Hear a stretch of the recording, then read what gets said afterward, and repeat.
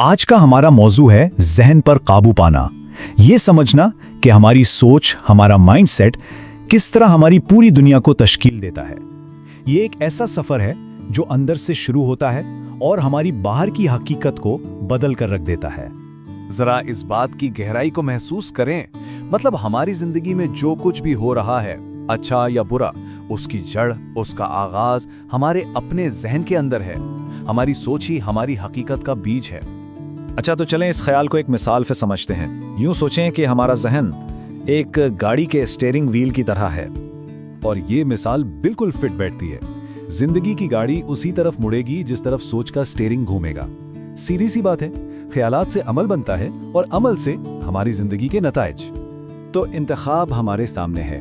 एक रास्ता है परेशानी और फिक्र का, जहां जिंदगी हर वक्त तनाव में रहती है, हर बात पर जज्बाती रद्द अमल आता है और हर तरफ सिर्फ रुकावटें ही नजर आती हैं। और फिर दूसरा रास्ता है मकसद का रास्ता, जहां हर दिन तरक्की का एहसास होता है, हर जवाब सोच समझ कर दिया जाता है और हर मुश्किल में एक हल या मौका दिखाई देता है।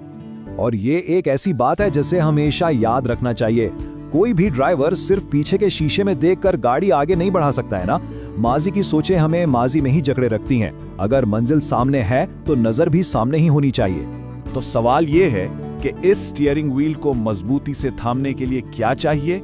ज़हनी ताकत। और ये ताकत बिल्कुल जिस्मानी फट्टों की तरह मुसलसल मश्क और नज़्म ज़ब्त से ही बनती है।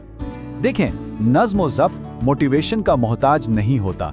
ये वो अंदरूनी कुव्वत है जो हमें उस वक्त भी काम पर लगाए रखती है जब हमारा बिल्कुल दिल नहीं कर रहा होता। यही वो ताकत है जो सोच को हकीकत में बदलती है। असल ज़हनी ताकत का इम्तिहान अच्छे दिनों में नहीं होता।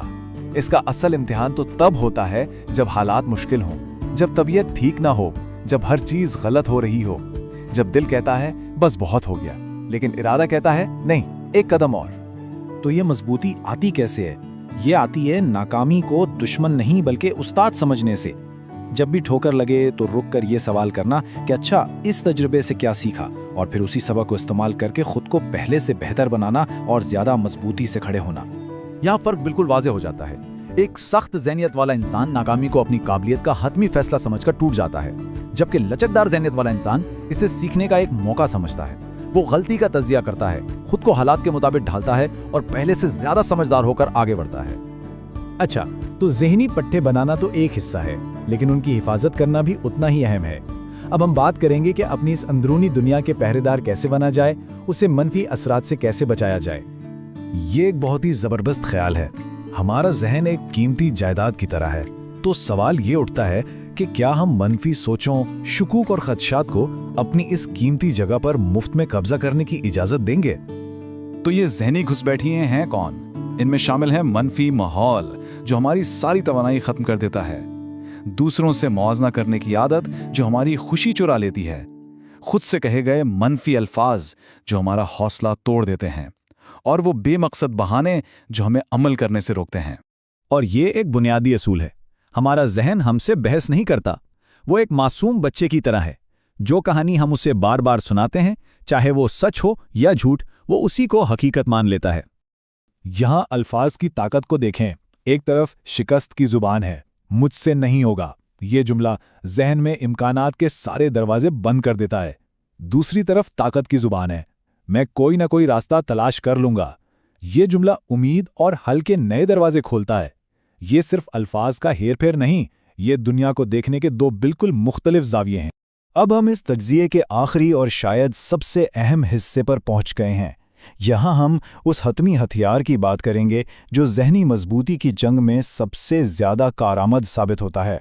तो सवाल यह है कि मनफी सोचों के इस मुसलसल हमले के खिलाफ हमारे जहन का सबसे मौसर दिफा, सबसे ताकतवर हथियार आखिर है क्या? जवाब बहुत सादा है, सिर्फ एक लफ्ज़, शुक्रगुजारी।